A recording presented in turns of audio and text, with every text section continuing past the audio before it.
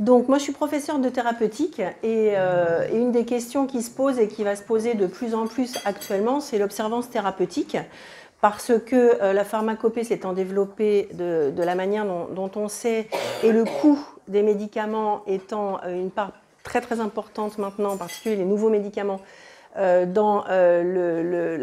pour l'assurance maladie, eh bien, les autorités s'intéressent de plus en plus à l'observance, qui est évidemment très mauvaise, et comme on va le voir, qui ne dépend pas uniquement des prescripteurs.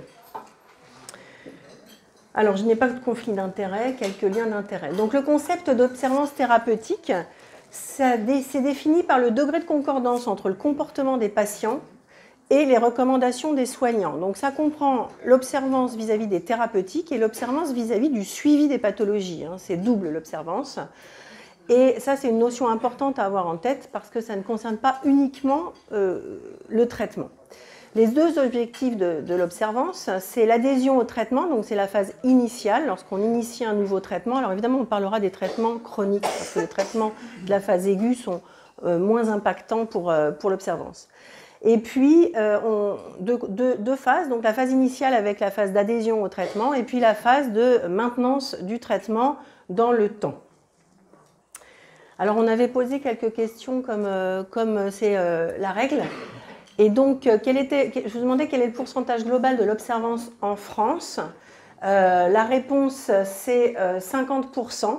Et donc, il y a 21% des praticiens qui ont participé au sondage, qui ont répondu correctement. Il y a quand même 17% qui ont jugé que c'était 60%. Et 11% qui ont jugé que c'était 60%, ce qui fait un chiffre quand même non négligeable et assez proche quand on cumule ces deux données de la réalité. La deuxième question, c'était le coût annuel de l'inobservance, l'absence d'observance thérapeutique en France. Inobservance, c'est pas très beau, hein, mais j'ai pas trouvé, il y a non-observance, donc voilà. Et donc, eh bien, le coût annuel, c'est 9 milliards d'euros. Et donc, il faut savoir que le déficit de la Caisse nationale d'assurance maladie pour 2018 était de 3,3, pour 2017 était de 3,3 milliards d'euros. Pour 2018, 500 millions d'euros.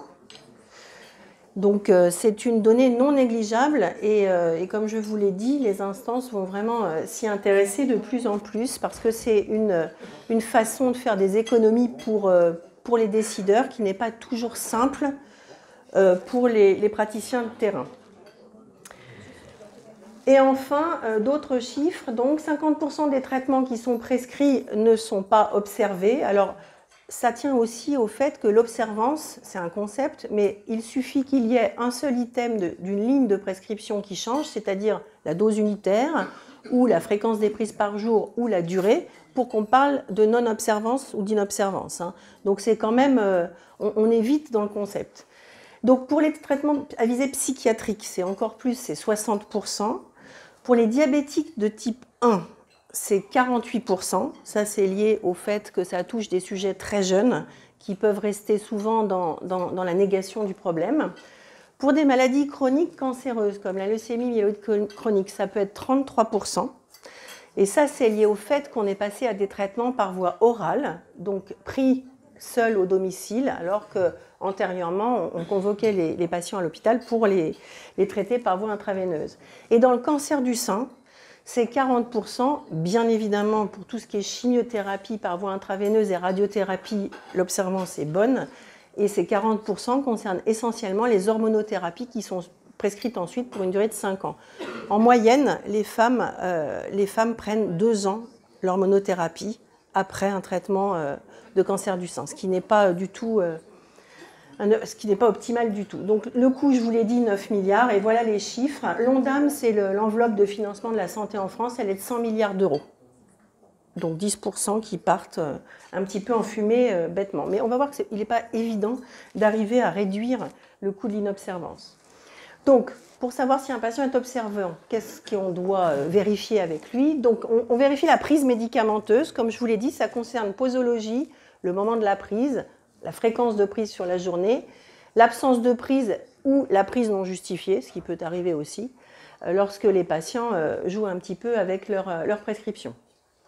Il faut vérifier aussi l'automédication, parce que maintenant, il y a pas mal de médicaments de spécialité qui peuvent se retrouver en vente libre et que les patients peuvent prendre en automédication. Alors, je pense plus particulièrement aux inhibiteurs de la pompe à protons, qui sont vraiment des médicaments qui sont largement et trop consommés en libre service, je dirais, et pour lesquels il y a des précautions à prendre au sens où ces médicaments-là peuvent induire une mauvaise absorption des autres médicaments lorsqu'ils sont pris ensemble. Et donc ça, c'est vraiment, faut essayer de sensibiliser les patients là-dessus. Et puis enfin, il faut vérifier la qualité du suivi, c'est-à-dire si le patient retourne bien en consultation, s'il fait bien ses examens prescrits, biologiques, radiologiques ou autres. Et ça fait partie de l'observance thérapeutique également. Donc, troisième question, test. Quel facteur n'influence pas ou peu l'observance? Alors là, vous avez été excellent. C'est bien l'efficacité scientifique prouvée. Il faut bien comprendre que nous, on s'appuie sur ce qui est montré, de plus en plus, avec l'évidence-based médecine. Les patients n'en ont rien à faire. Ce n'est pas le sujet. Mais ça, on le sait, mais on n'en tient peut-être pas assez compte quand on leur raconte, quand on leur parle, quand on leur demande de faire des choses. Et clairement, l'efficacité scientifique, c'est pas ce qui compte. Eux, ils vont sur les blogs, ils regardent tout un tas de trucs faits par des non-professionnels et ils préfèrent lire ce genre de choses. Donc il ne faut pas leur parler, enfin, il faut leur dire que c'est efficace, il faut essayer de leur apprendre et de leur dire ce qui risque de changer s'ils prennent leur traitement ou s'ils ne prennent pas leur traitement, mais leur parler des preuves, ça n'a pas de sens.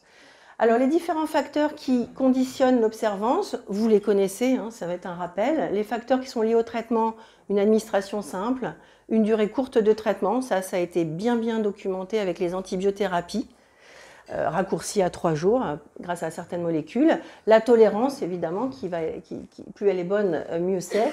Et puis l'efficacité, je dirais, rapide sur les symptômes. Il est beaucoup plus difficile de faire adhérer quand on ne voit pas d'intérêt à prendre une tablette, enfin un comprimé tous les jours. Les facteurs liés à la maladie, c'est la perception de la gravité de la maladie et la perception des symptômes de la maladie qui disparaissent sous traitement. Et puis, donc, ce que je dis, les symptômes bien ressentis. Et enfin, les facteurs d'observance liés directement au patient, c'est son attente vis-à-vis du traitement. Donc il faut qu'il ait une attente, parce que de toute façon, s'il n'attend rien d'un traitement, il ne le prendra pas. Il faut lui demander s'il a envie de se traiter, on le sait, mais il faut le faire. C'est son autonomie vis-à-vis du traitement. Et puis des items qui sont un peu plus du domaine de la psychologie, qui sont vraiment spécifiques de la personne qu'on a devant soi, c'est-à-dire l'estime de soi et la bonne image de soi. Donc je pense en particulier aux populations très précaires. Ici, je ne sais pas si vous en avez, mais enfin à Colombes, on a énormément de précarité et de SDF, de personnes vraiment en grande difficulté, qui n'ont pas forcément une bonne image de soi. Et c'est vrai que, outre les difficultés liées à leur situation dans la société, ils ont du mal à se prendre en charge. L'entourage est évidemment très important, il doit être positif et facilitant. Donc pour les maladies chroniques, il est toujours utile de voir les compagnons ou les parents quand ce sont des jeunes enfants ou des adultes jeunes. Et puis, il faut vérifier l'absence de fausses croyances. Alors ça, c'est compliqué parce que de toute façon, on a du mal à amener les sujets et les patients d'eux-mêmes ne vont pas forcément vous expliquer ce qu'ils pensent de la pharmacopée, de tel ou tel médicament parce qu'ils ont pu voir des choses sur Internet, je pense par exemple au Levothyrox, etc. Moi, j'ai une patiente à qui je prescrivais régulièrement du Levothyrox et qu'elle ne prenait plus depuis le problème qu'on a eu récemment, je crois que c'était en 2018. Donc voilà, je lui prescrivais, elle ne le prenait plus. Je ne faisais pas les TSH parce que c'était une hypothyroïdie ancienne et que je me fiais à la clinique. Donc les TSH, je les faisais plutôt tous les 18 mois, 2 ans. Et en fait, elle ne l'a pas pris. Donc elle a fait une myopathie. Enfin, pas grave, mais enfin quand même, elle a été invalidée. Donc voilà, donc elle a eu une fausse croyance assez toxique pour elle. Alors, finalement, pour les croyances, essayez de creuser un peu ce sujet-là qui est le plus compliqué, je trouve, pour nous. Eh bien, on peut poser 4 questions aux patients dans cet ordre-là. Et les réponses doivent être toutes positives pour qu'on puisse s'appuyer sur lui, sur le patient, pour prendre ce traitement. Donc la première question, c'est êtes-vous convaincu d'être malade ? La deuxième question, c'est avez-vous une connaissance des risques que vous encourez à cause de la maladie, donc si on ne la prend pas en charge? Êtes-vous convaincu du bienfait du traitement? Et enfin, êtes-vous convaincu de la balance bénéfice-risque positive pour vous du traitement? Donc là, on va être obligé de sortir un petit peu pour cette dernière proposition nos connaissances scientifiques, mais en fait, il ne faut pas leur parler scientifique. Il faut vraiment leur donner des exemples très concrets de la vie sur vous aurez moins de fièvre, vous aurez moins de céphalie. Enfin voilà, il faut vraiment être très très précis. Et si on a une réponse positive à toutes ces questions, eh bien, on peut imaginer être bien parti pour une observance de bonne qualité. Si par contre, une des réponses est négative, et en général, il faut les poser dans l'ordre parce que la première est évidemment la plus fondamentale, eh bien, on va avoir des difficultés pour faire adhérer le patient à nos préconisations. Et enfin, j'ai retrouvé dans la revue suisse de médecine, donc c'est en français, il y a un modèle, le modèle de Prochaska et Di Clement, qui a été utilisé pour tout ce qui est addictologie et sevrage. Et en fait, il y a un auteur suisse qui a proposé le modèle des stades du changement de comportement vis-à-vis d'une addiction, et il propose de l'adapter pour l'observance thérapeutique. Donc il y a 5 stades pour le changement de comportement. De la même façon, il y a la pré-contemplation. Donc le patient n'est pas malade, donc évidemment il n'a pas besoin de traitement. Donc il est en supervision, il regarde ce qui se passe, mais il n'est pas du tout dans la discussion entre lui et le médecin. Il y a la contemplation, oui je pourrais le prendre, mais bon, et il faut qu'un événement déclencheur l'incite à avancer vers la prise en charge. Finalement, il y a le stade suivant où il se prépare et il est tout à fait disposé à essayer. Et enfin, il y a le stade où il est d'accord, il entre en action et là, il va prendre son traitement. Et puis ensuite, une fois qu'on a obtenu la première phase, c'est-à-dire que les patients débutent un traitement pour une pathologie chronique, eh bien, on doit réévaluer la maintenance de la prise en charge, le suivi et donc l'interroger sur le fait qu'il oublie. Alors, oublier, c'est pas grave. Hein, il faut bien avoir ça en tête. Oublier ces traitements, c'est pas grave. Ça dépend du médicament, on le verra après, mais en soi, c'est pas grave et il faut vraiment que le patient le ressente comme ça. Sinon, il ne vous dira pas qu'il oublie. Et pour autant, il oublie. Je sais que vous avez eu quelqu'un sur le lupus, non, qui était venu, qui avait parlé du plaquenil, non? Vous l'aviez eu? Qu'en avait parlé? Donc en fait, il y a une étude qui avait été faite chez les femmes lupiques qui avaient été vraiment atteintes gravement par la maladie. Et en fait, dans le lupus, on donne un médicament qui est un antipaludéen, un vieux, c'est le plaquenil. Et en fait, on s'est aperçu, comme pour toutes les autres maladies, alors que c'était des femmes qui avaient vraiment été hospitalisées, quelquefois en réanimation, et qui avaient des séquelles parfois importantes des poussées qu'elles avaient eues, en particulier rénales, que 40% d'entre elles disaient prendre le plaquenil et ne le prenaient pas, alors que c'est un comprimé matin et soir, et que ça n'a pas de goût, pas d'effet secondaire majeur. Même dans ces maladies-là, ça avait été fait par les internistes, donc ça les avait beaucoup choqués parce qu'ils n'étaient pas du tout confrontés, ils pensaient ne pas être confrontés au type de problème qu'est l'observance. Donc le comportement du médecin vis-à-vis d'un patient peu observant, parce que c'est quand même pas non plus, c'est 50%, donc il y en a quand même 50% qui font ce qu'on préconise. Il faut définir avec le patient, évidemment, un projet de soins une fois qu'il est convaincu d'être malade et définir avec lui des objectifs. Et les objectifs, ils ne peuvent pas forcément être les mêmes que dans les études. C'est-à-dire, l'objectif de l'hémoglobine glyquée pour un patient de 20 ans, il doit être de 6,5. Mais si le jeune ne prend pas ses traitements, on peut dealer avec lui, c'est un peu ça, hein, c'est de la négociation, un objectif plus élevé de l'hémoglobine glyquée de façon à l'emmener dans le temps vers une efficacité maximale du traitement. C'est hyper important de savoir lâcher et ça, on ne nous le dit pas assez à la fac en tout cas. Il faut vraiment savoir lâcher et s'adapter aux malades qu'on a devant soi. Encourager, mais ça je pense qu'on le fait facilement. Il faut évaluer l'observance à chaque consultation, c'est-à-dire qu'à chaque fois que le patient revient, on va lui demander comment ça se passe avec le traitement, etc. C'est indispensable et pas seulement quand on pense qu'il ne les prend pas ou pas bien. Il faut, comme je vous l'ai dit, intégrer l'oubli du traitement à la démarche thérapeutique et expliquer que c'est normal qu'on oublie sur la durée. Et puis, quelquefois, quand vraiment on a l'impression qu'on ne va pas s'en sortir et pour maintenir le lien avec le malade et la confiance, on peut proposer, évidemment, ce n'est pas pour toutes les maladies et ce n'est pas pour tous les traitements, mais quand on peut le faire, proposer une fenêtre thérapeutique. Si on a l'impression que le patient peut souffler un petit peu pour revenir ensuite, il peut arriver qu'on propose une fenêtre thérapeutique. Pas pour l'insuline, bien sûr, peu pour les antirétroviraux, mais pour d'autres thérapeutiques. Ça peut tout à fait être proposé. Il vaut mieux ça et que le patient revienne, si on est sûr qu'il va revenir, plutôt que de toute façon le laisser partir sans aucun traitement et le perdre. Donc les outils, je ne vais pas vous faire l'affront, hein, il y a tout un tas d'outils techniques, des piluliers électroniques, des applications sur Internet, tout le monde fait la sienne actuellement, des SMS de rappel tous les jours. Alors ça marche beaucoup pendant les études, hein, les études scientifiques d'évaluation. L'argumentation du médecin, oui, alors l'argumentation du médecin, il y en a qui sont peut-être plus convaincants que d'autres. Et puis, on nous en a parlé beaucoup, l'éducation thérapeutique. Mais l'éducation thérapeutique, c'est une étape ultérieure, il faut qu'elle soit organisée. Je ne suis pas sûre qu'au cabinet ou en consultation, on ait vraiment le temps de faire ça. Mais évidemment, c'est un outil extrêmement utile. Et donc là, je voulais rapporter quand même une étude qui est sortie récemment et qui est une étude française pour une fois, donc, et qui est parue dans un très bon journal, sur l'inobservance acceptable, finalement. Donc les auteurs sont des gens de l'Hôtel-Dieu, ont voulu approcher de la part du médecin ce qu'il peut considérer comme acceptable dans l'absence d'observance. C'est un peu compliqué.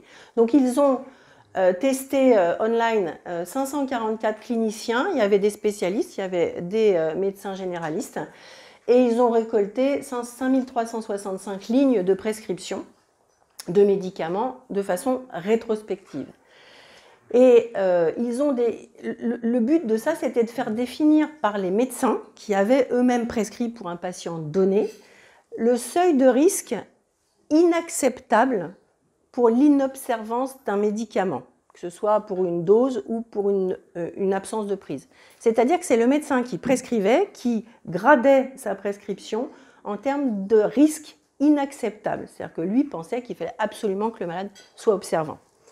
Et puis, ça a donné, on reviendra sur la dernière phrase, ça a donné ces résultats-là. Donc, il y avait 79% de généralistes et seulement 20% de spécialistes. C'est pour ça que cette étude est intéressante. Et voilà comment ça se présente. C'est illisible, je vous raconte. Hein. Donc, ça ici, là, ce sont tous les médicaments.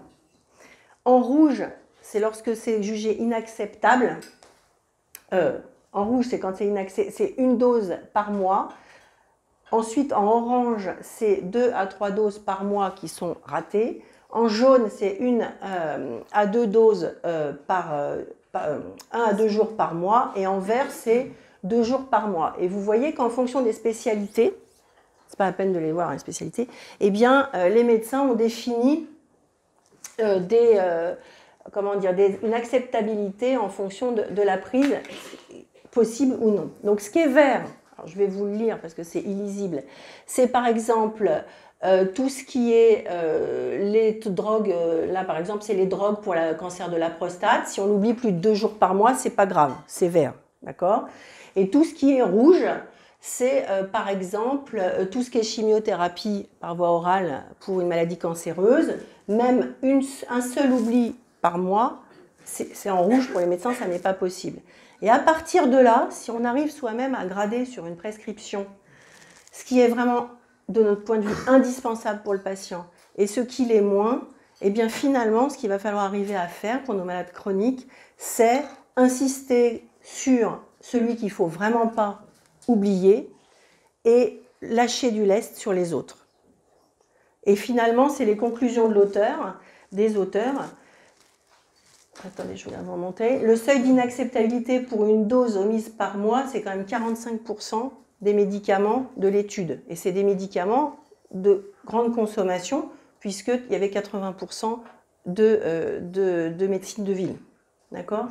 Donc en fait, les médecins sont vraiment assez convaincus que leurs prescriptions sont utiles pour leurs malades, mais quand on sait qu'un patient ne va pas forcément adhérer, il faut vraiment choisir les médicaments pour lesquels on veut que l'observance soit bonne, plutôt que d'espérer, ce qui est totalement illusoire, une observance quasi parfaite de toute notre prescription. Donc voilà, mieux vaut prioriser les médicaments que vous jugez indispensables pour une prise en charge optimale, parce que de toute façon, l'ensemble de la prescription, c'est illusoire. Il faut passer du temps pour expliquer les enjeux, c'est ce qu'on nous recommande. En même temps, moi j'avais envie de répondre que du temps valorisé à 25 € la consultation, je vois pas très bien comment on va pouvoir le faire. Et l'éducation thérapeutique, c'est pas partout et c'est pas pour tout le monde encore. Ça a un coût aussi. Donc il va falloir un petit peu discuter avec nos tutelles. Et enfin, donc pour conclure, amélioration par le dialogue avec le prescripteur, on vient d'en parler. Amélioration par le dialogue avec le pharmacien, ça je pense que ça va être un acteur qui va prendre de plus en plus d'ampleur vis-à-vis des prescriptions, des phénomènes d'observance de nos prescriptions, parce qu'ils ont ce rôle-là et que finalement on prescrit pour 6 mois, mais le patient va voir son pharmacien tous les mois pour avoir ses traitements. Et puis amélioration de l'éducation thérapeutique et d'éducation en santé pour tout le monde, ce qui est en train de démarrer, mais ce qui n'est pas encore tout à fait efficace. Et donc pour terminer, je vous ai demandé si l'observance était un élément qui modifie l'observance est un élément qui modifie l'efficacité des traitements dans la vraie vie par rapport aux études. En fait, c'était vrai, c'est-à-dire que dans les études, comme je vous l'ai dit, on suit les malades, ils sont dans un protocole, éventuellement on leur envoie des textos de rappel de prise des traitements, et donc ce n'est pas la vraie vie. Et donc l'observance de la vraie vie, ça modifie de façon importante les résultats des études dites scientifiques que nous présente l'industrie. Donc il faut toujours rester méfiant, en particulier lorsque les effectifs des études sont énormissimes, avec une différence extrêmement modeste entre les deux groupes comparés, parce que dans le cadre d'une étude, il y a ce paramètre de l'observance qui modifie complètement les résultats. Je vous remercie.